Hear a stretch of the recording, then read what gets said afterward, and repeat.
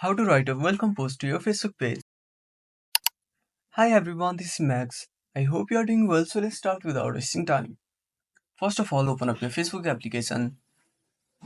Now tap on the three lines. Now tap on See More and go to Pages.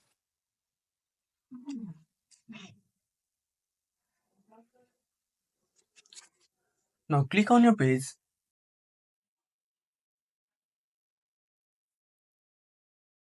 Now at the top part of your screen, tap on the page name.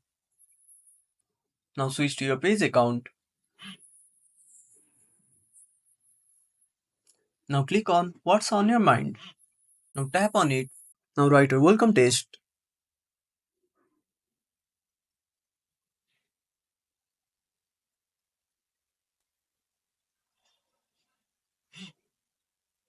And tap on Next.